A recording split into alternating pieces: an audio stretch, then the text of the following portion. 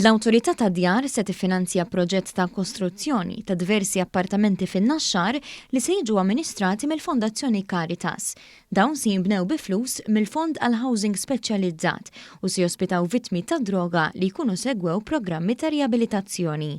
Dan tħabbar b'sorpriża waqt il-maratona ġbir ta' fondi tal-Caritas, fejn il-Ministru għall-Akkomodazzjoni Soċjali Rodrik Galdes saħħaq li dan il-proġett se jfisser bidu ta' ħajja ġdida għal vittmi ta' droga u qrabathom. Jina l-lum hawnhekk wara l-diskussjoni li kelli mal-Awtorità tad-Djar, ħassejt li kellna nħabbru wkoll inizjattiva li bħala gvern anke bħala awtorità niffinanzjaw dan il-proġett biex inkunu nistgħu ngħinu l-Caritas ħalli tibni l-appartamenti li għandha bżonn għal dawn iż-żgħar. Il-Kap Eżekuttiv tal-Awtorità tad-Djar, Leonid Mekej, tkellem ma' dan l-istazzjon dwar is-sodisfazzjon ta' din il-ħidma mal-Caritas li se tissarraf fajnuna lil għexieren ta' persuni biex jerġgħu jibnu ħajjithom mill-ġdid. L-idea hija li l-Awtorità tad-Djar tidħol f'kollaborazzjoni sabiex dar eżistenti fin-Naxxar titwaqqa' u tiġi mibdula f'numru ta' appartamenti żgħar li tilqa' persuni li jkunu temmew b'suċċess programm ta' riabilitazzjoni mid-droga.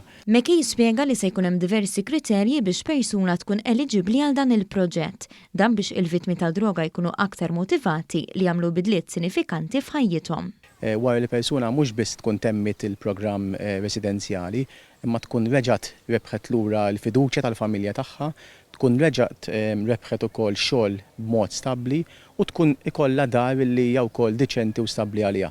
Naħseb dawn huma kriterji importanti ħafna u għalhekk l-awtorità ma tistax tkun qed tonqos jekk ma tkunx qiegħda tajn f'dawn is-sitwazzjonijiet li toffri housing speċjalizzat flimkien mal-Caritas.